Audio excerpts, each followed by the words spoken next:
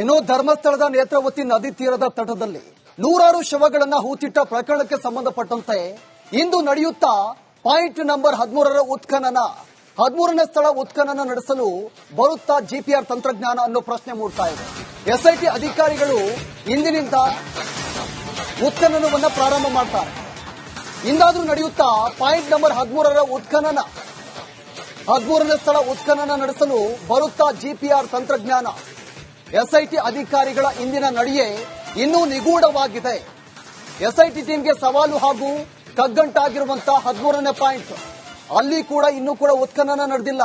13ನೇ point ನಲ್ಲಿ ಇನ್ನೂ ಕೂಡ ಉತ್ಖನನ ನಡೆದಿಲ್ಲ. ಹೀಗಾಗಿ ಅದು ಕೂಡ ನಿಗೂಢವಾಗಿದೆ, ತುಂಬಾ ಕಗ್ಗಂಟಾಗಿದೆ. ಅನಾಮಧೇಯ ವ್ಯಕ್ತಿ 15-16 ಪಾಯಿಂಟ್ ಗುರುತು ಮಾಡಿದ್ದ. ಆ ಪಾಯಿಂಟ್ ನಲ್ಲಿ ಕೂಡ ಉತ್ಖನನ ನಡೆಸಲಾಗಿತ್ತು, ಅಲ್ಲೂ ಕೂಡ ಏನೂ ಸಿಕ್ಕಿರಲಿಲ್ಲ. ಇವತ್ತಾದ್ರೂ ಕೂಡ 13ನೇ ಪಾಯಿಂಟ್ ನಲ್ಲಿ ಉತ್ಖನನವನ್ನ ನಡೆಸ್ತಾರ. ಆ ಒಂದು ಉತ್ಖನನ ನಡೆಸಲಿಕ್ಕೆ ಜಿಪಿಆರ್ ತಂತ್ರಜ್ಞಾನವನ್ನ ಬಳಕೆ ಮಾಡ್ತಾರಾ ಅನ್ನೋ ಪ್ರಶ್ನೆ ಮೂಡ್ತಾ ಇದೆ. ಈ ವಿಚಾರಕ್ಕೆ ಸಂಬಂಧಪಟ್ಟಂತೆ ನನ್ನ ಕೊಲೀಗ್ ನಾಗೇಂದ್ರ ಬಾಬು ಧರ್ಮಸ್ಥಳದಿಂದ ಲೈವ್ ಸಂಪರ್ಕದಲ್ಲಿದ್ದಾರೆ. ನಾಗೇಂದ್ರ ಬಾಬು, ದಿನಕ್ಕೂ ಈ ಒಂದು ಪ್ರಕರಣ ರೋಚಕ ಘಟ್ಟಕ್ಕೆ ತಲುಪ್ತಾ ಇದೆ. ಇವತ್ತಾದ್ರೂ ಕೂಡ 13ನೇ ಪಾಯಿಂಟ್ ನಲ್ಲಿ ಉತ್ಖನನ ನಡೆಯುತ್ತಾ ಈ ಜಿಪಿಆರ್ ತಂತ್ರಜ್ಞಾನವನ್ನ ಬಳಕೆ ಮಾಡ್ತಾರಾ? ಈ ವಿಚಾರಕ್ಕೆ ಸಂಬಂಧಪಟ್ಟಂತೆ ಏನೆಲ್ಲ ಅಪ್ಡೇಟ್ಸ್ ಇದೆ?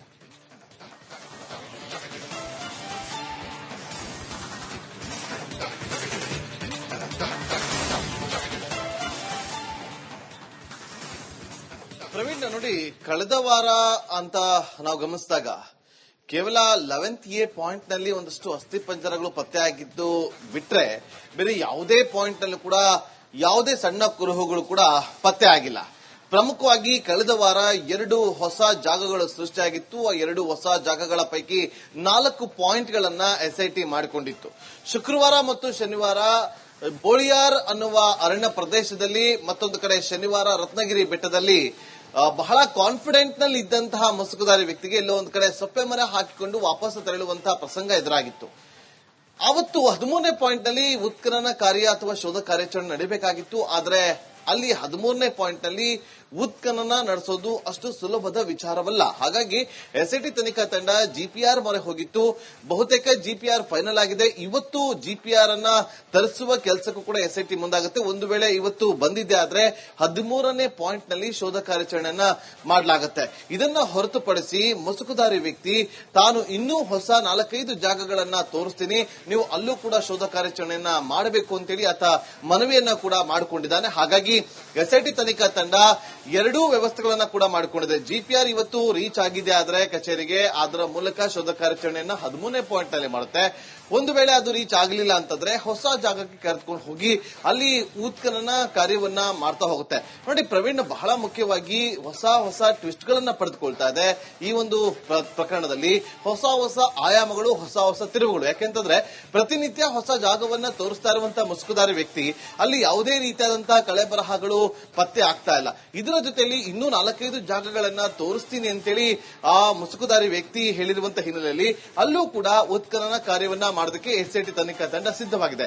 ನೋಡಿ, ನಿನ್ನೆ ಭಾನುವಾರ ಎಲ್ಲರೂ ಅಂದುಕೊಂಡಿದ್ದು ಭಾನುವಾರ ರಜಾ ದಿನ, ಹಾಗಾಗಿ ಯಾವುದೇ ರೀತಿಯಾದಂತಹ ಶೋಧ ಕಾರ್ಯಾಚರಣೆ ನಡೆದಿಲ್ಲ. ಅದಕ್ಕೆ ಒಂದು ದಿನ ಬ್ರೇಕ್ ಅನ್ನ ಕೊಟ್ಟಿತ್ತು ಅಂತೇಳಿ. ಆದ್ರೆ ಎಸ್ಐಟಿ ತನಿಖಾ ತಂಡ ಬಹಳ ಮಹತ್ವದ ಮಾಹಿತಿಗಳನ್ನ ನಿನ್ನೆ ಕಲೆ ಹಾಕಿದೆ. ಬೇರೆ ಬೇರೆ ಆಯಾಮದಲ್ಲಿಯೂ ಕೂಡ ನಿನ್ನೆ ತನಿಖೆಯನ್ನ ನಡೆಸಿದೆ ಅನ್ನೋದರ ಬಗ್ಗೆ ರಿಪಬ್ಲಿಕ್ ಕನ್ನಡಕ್ಕೆ ಈಗ ಸಿಕ್ಕಿರುವಂತಹ ಎಕ್ಸ್ಕ್ಲೂಸಿವ್ ಮಾಹಿತಿ. ಕೇವಲ ಉತ್ಖನನ ನಡೆಸೋದು, ಶೋಧ ಕಾರ್ಯಾಚರಣೆ ನಡೆಸೋದು ಅಷ್ಟೇ ಅಲ್ಲ, ಒಂದಷ್ಟು ಮಾಹಿತಿಗಳನ್ನ ಕೂಡ ಸಂಗ್ರಹಿಸಬೇಕಾಗುತ್ತೆ. ಆ ಒಂದು ಕೆಲಸದಲ್ಲಿ ಕೂಡ ನಿನ್ನೆ ತೊಡಗಿದ್ರು ಎಸ್ಐಟಿ ತನಿಖಾ ತಂಡ ಅನ್ನೋದು ಈಗ ನಮಗೆ ಸಿಕ್ಕಿರುವಂತಹ ಮಾಹಿತಿ. ಹಾಗಾಗಿ ಇವತ್ತು ಸೋಮವಾರ 13ನೇ ಪಾಯಿಂಟ್ ನಲ್ಲೇ ಶೋಧ ಕಾರ್ಯಾಚರಣೆ ನಡೆಯುತ್ತಾ ಅಥವಾ ಹೊಸ ಜಾಗ ಸೃಷ್ಟಿಯಾಗುತ್ತಾ, ಅಲ್ಲೇನಾದ್ರೂ ಪತ್ತೆ ಆಗುತ್ತಾ ಅನ್ನೋದನ್ನ ತೀವ್ರ ಕುತೂಹಲಕ್ಕೆ ಕಾರಣವಾಗಿದೆ ಇವತ್ತಿನ ದಿನ. Praveen. Okay Nagendra Babu, thank you ತಮ್ಮೆಲ್ಲ ಮಾಹಿತಿಗೆ. ಇನ್ನು ಧರ್ಮಸ್ಥಳದ ನೇತ್ರಾವತಿ ನದಿ ತೀರದ ತಟದಲ್ಲಿ ನೂರಾರು ಶವಗಳನ್ನ ಹೂತಿಟ್ಟ ಪ್ರಕರಣಕ್ಕೆ ಸಂಬಂಧಪಟ್ಟಂತೆ ಇಂದು ನಡೆಯುತ್ತಾ ಪಾಯಿಂಟ್ ನಂಬರ್ 13ರ ಉತ್ಖನನ 13ನೇ ಸ್ಥಳ ಉತ್ಖನನ ನಡೆಸಲು ಬರುತ್ತಾ ಜಿಪಿಆರ್ ತಂತ್ರಜ್ಞಾನ ಅನ್ನೋ ಪ್ರಶ್ನೆ ಮೂಡ್ತಾ ಇದೆ. ಎಸ್ಐಟಿ ಅಧಿಕಾರಿಗಳು ಇಂದಿನಿಂದ ಉತ್ಖನನವನ್ನ ಪ್ರಾರಂಭ ಮಾಡ್ತಾರೆ. ಇಂದಾದ್ರೂ ನಡೆಯುತ್ತಾ ಪಾಯಿಂಟ್ ನಂಬರ್ 13ರ ಉತ್ಖನನ 13ನೇ ಸ್ಥಳ ಉತ್ಖನನ ನಡೆಸಲು ಬರುತ್ತಾ ಜಿಪಿಆರ್ ತಂತ್ರಜ್ಞಾನ. ಎಸ್ಐಟಿ ಅಧಿಕಾರಿಗಳ ಇಂದಿನ ನಡೆಯೇ ಇನ್ನೂ ನಿಗೂಢವಾಗಿದೆ. ಎಸ್ಐಟಿ ಟೀಮ್ಗೆ ಸವಾಲು ಹಾಗೂ ಕಗ್ಗಂಟಾಗಿರುವಂತಹ 13ನೇ ಪಾಯಿಂಟ್ ಅಲ್ಲಿ ಕೂಡ ಇನ್ನೂ ಕೂಡ ಉತ್ಖನನ ನಡೆದಿಲ್ಲ. 13ನೇ ಪಾಯಿಂಟ್ ನಲ್ಲಿ ಇನ್ನೂ ಕೂಡ ಉತ್ಖನನ ನಡೆದಿಲ್ಲ. ಹೀಗಾಗಿ ಅದು ಕೂಡ ನಿಗೂಢವಾಗಿದೆ, ತುಂಬಾ ಕಗ್ಗಂಟಾಗಿದೆ. ಅನಾಮಧೇಯ ವ್ಯಕ್ತಿ 15, 16 ಪಾಯಿಂಟ್ ಗುರುತು ಮಾಡಿದ್ದ. ಆ ಪಾಯಿಂಟ್ ನಲ್ಲಿ ಕೂಡ ಉತ್ಖನನ ನಡೆಸಲಾಗಿತ್ತು, ಅಲ್ಲೂ ಕೂಡ ಏನೂ ಸಿಕ್ಕಿರಲಿಲ್ಲ. ಇವತ್ತಾದ್ರೂ ಕೂಡ 13ನೇ ಪಾಯಿಂಟ್ ನಲ್ಲಿ ಉತ್ಖನನವನ್ನ ನಡೆಸ್ತಾರ. ಆ ಒಂದು ಉತ್ಖನನ ನಡೆಸಲಿಕ್ಕೆ ಜಿಪಿಆರ್ ತಂತ್ರಜ್ಞಾನವನ್ನ ಬಳಕೆ ಮಾಡ್ತಾರ ಅನ್ನೋ ಪ್ರಶ್ನೆ ಮೂಡ್ತಾ ಇದೆ. ಈ ವಿಚಾರಕ್ಕೆ ಸಂಬಂಧಪಟ್ಟಂತೆ ನನ್ನ ಕೊಲೀಗ್ ನಾಗೇಂದ್ರ ಬಾಬು ಧರ್ಮಸ್ಥಳದಿಂದ ಲೈವ್ ಸಂಪರ್ಕದಲ್ಲಿದ್ದಾರೆ.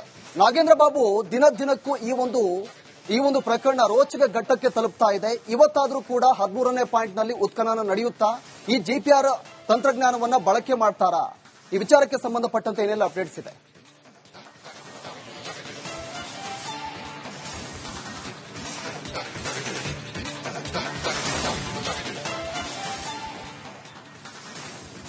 ಪ್ರವೀಣ್, ನೋಡಿ, ಕಳೆದ ವಾರ ಅಂತ ನಾವು ಗಮನಿಸಿದಾಗ ಕೇವಲ 11th A ಪಾಯಿಂಟ್ ನಲ್ಲಿ ಒಂದಷ್ಟು ಅಸ್ಥಿಪಂಜರಗಳು ಪತ್ತೆ ಆಗಿದ್ದು ಬಿಟ್ರೆ ಬೇರೆ ಯಾವುದೇ ಪಾಯಿಂಟ್ ನಲ್ಲೂ ಕೂಡ ಯಾವುದೇ ಸಣ್ಣ ಕುರುಹುಗಳು ಕೂಡ ಪತ್ತೆ ಆಗಿಲ್ಲ. ಪ್ರಮುಖವಾಗಿ ಕಳೆದ ವಾರ 2 ಹೊಸ ಜಾಗಗಳು ಸೃಷ್ಟಿಯಾಗಿತ್ತು. ಆ 2 ಹೊಸ ಜಾಗಗಳ ಪೈಕಿ 4 ಪಾಯಿಂಟ್ಗಳನ್ನ ಎಸ್ಐಟಿ ಮಾಡಿಕೊಂಡಿತ್ತು. ಶುಕ್ರವಾರ ಮತ್ತು ಶನಿವಾರ ಬೋಳಿಯಾರ್ ಅನ್ನುವ ಅರಣ್ಯ ಪ್ರದೇಶದಲ್ಲಿ, ಮತ್ತೊಂದು ಕಡೆ ಶನಿವಾರ ರತ್ನಗಿರಿ ಬೆಟ್ಟದಲ್ಲಿ ಬಹಳ ಕಾನ್ಫಿಡೆಂಟ್ ನಲ್ಲಿ ಇದ್ದಂತಹ ಮುಸುಕುದಾರಿ ವ್ಯಕ್ತಿಗೆ ಎಲ್ಲೋ ಒಂದು ಕಡೆ ಸೊಪ್ಪೆ ಮರ ಹಾಕಿಕೊಂಡು ವಾಪಸ್ ತೆರಳುವಂತಹ ಪ್ರಸಂಗ ಎದುರಾಗಿತ್ತು. ಅವತ್ತು 13ನೇ ಪಾಯಿಂಟ್ ನಲ್ಲಿ ಉತ್ಖನನ ಕಾರ್ಯ ಅಥವಾ ಶೋಧ ಕಾರ್ಯಾಚರಣೆ ನಡೆಯಬೇಕಾಗಿತ್ತು. ಆದರೆ ಅಲ್ಲಿ 13ನೇ ಪಾಯಿಂಟ್ ನಲ್ಲಿ ಉತ್ಖನನ ನಡೆಸೋದು ಅಷ್ಟು ಸುಲಭದ ವಿಚಾರವಲ್ಲ. ಹಾಗಾಗಿ ಎಸ್ಐಟಿ ತನಿಖಾ ತಂಡ ಜಿಪಿಆರ್ ಮೊರೆ ಹೋಗಿತ್ತು. ಬಹುತೇಕ ಜಿಪಿಆರ್ ಫೈನಲ್ ಆಗಿದೆ. ಇವತ್ತು ಜಿಪಿಆರ್ ಅನ್ನ ತರಿಸುವ ಕೆಲಸಕ್ಕೂ ಕೂಡ ಎಸ್ಐಟಿ ಮುಂದಾಗುತ್ತೆ. ಒಂದು ವೇಳೆ ಇವತ್ತು ಬಂದಿದೆ ಆದ್ರೆ 13ನೇ ಪಾಯಿಂಟ್ ನಲ್ಲಿ ಶೋಧ ಕಾರ್ಯಾಚರಣೆಯನ್ನ ಮಾಡಲಾಗುತ್ತೆ. ಇದನ್ನ ಹೊರತುಪಡಿಸಿ ಮುಸುಕುದಾರಿ ವ್ಯಕ್ತಿ ತಾನು ಇನ್ನೂ ಹೊಸ 4-5 ಜಾಗಗಳನ್ನ ತೋರಿಸ್ತೀನಿ, ನೀವು ಅಲ್ಲೂ ಕೂಡ ಶೋಧ ಕಾರ್ಯಾಚರಣೆಯನ್ನ ಮಾಡಬೇಕು ಅಂತೇಳಿ ಆತ ಮನವಿಯನ್ನ ಕೂಡ ಮಾಡಿಕೊಂಡಿದ್ದಾನೆ. ಹಾಗಾಗಿ ಎಸ್ಐಟಿ ತನಿಖಾ ತಂಡ 2 ವ್ಯವಸ್ಥೆಗಳನ್ನ ಕೂಡ ಮಾಡಿಕೊಂಡಿದೆ. ಜಿಪಿಆರ್ ಇವತ್ತು ರೀಚ್ ಆಗಿದೆ ಆದ್ರೆ ಕಚೇರಿಗೆ, ಅದರ ಮೂಲಕ ಶೋಧ ಕಾರ್ಯಾಚರಣೆಯನ್ನ 13ನೇ ಪಾಯಿಂಟ್ ನಲ್ಲಿ ಮಾಡುತ್ತೆ. ಒಂದು ವೇಳೆ ಅದು ರೀಚ್ ಆಗಲಿಲ್ಲ ಅಂತಂದ್ರೆ ಹೊಸ ಜಾಗಕ್ಕೆ ಕರೆದುಕೊಂಡು ಹೋಗಿ ಅಲ್ಲಿ ಉತ್ಖನನ ಕಾರ್ಯವನ್ನ ಮಾಡ್ತಾ ಹೋಗುತ್ತೆ. ನೋಡಿ ಪ್ರವೀಣ್, ಬಹಳ ಮುಖ್ಯವಾಗಿ ಹೊಸ ಟ್ವಿಸ್ಟ್ ಗಳನ್ನ ಪಡೆದುಕೊಳ್ತಾ ಇದೆ ಈ ಒಂದು ಪ್ರಕರಣದಲ್ಲಿ. ಹೊಸ ಆಯಾಮಗಳು, ಹೊಸ ತಿರುವುಗಳು. ಯಾಕೆಂತಂದ್ರೆ ಪ್ರತಿನಿತ್ಯ ಹೊಸ ಜಾಗವನ್ನ ತೋರಿಸ್ತಾ ಇರುವಂತಹ ಮುಸುಕುದಾರಿ ವ್ಯಕ್ತಿ ಅಲ್ಲಿ ಯಾವುದೇ ರೀತಿಯಾದಂತಹ ಕಳೆ ಬರಹಗಳು ಪತ್ತೆ ಆಗ್ತಾ ಇಲ್ಲ. ಇದರ ಜೊತೆಯಲ್ಲಿ ಇನ್ನೂ 4-5 ಜಾಗಗಳನ್ನ ತೋರಿಸ್ತೀನಿ ಅಂತೇಳಿ ಆ ಮುಸುಕುದಾರಿ ವ್ಯಕ್ತಿ ಹೇಳಿರುವಂತಹ ಹಿನ್ನೆಲೆಯಲ್ಲಿ ಅಲ್ಲೂ ಕೂಡ ಉತ್ಖನನ ಕಾರ್ಯವನ್ನ ಮಾಡೋದಕ್ಕೆ ಎಸ್ಐಟಿ ತನಿಖಾ ತಂಡ ಸಿದ್ಧವಾಗಿದೆ. ನೋಡಿ, ನಿನ್ನೆ ಭಾನುವಾರ ಎಲ್ಲರೂ ಅಂದುಕೊಂಡಿದ್ದು ಭಾನುವಾರ ರಜಾ ದಿನ, ಹಾಗಾಗಿ ಯಾವುದೇ ರೀತಿಯಾದಂತಹ ಶೋಧ ಕಾರ್ಯಾಚರಣೆ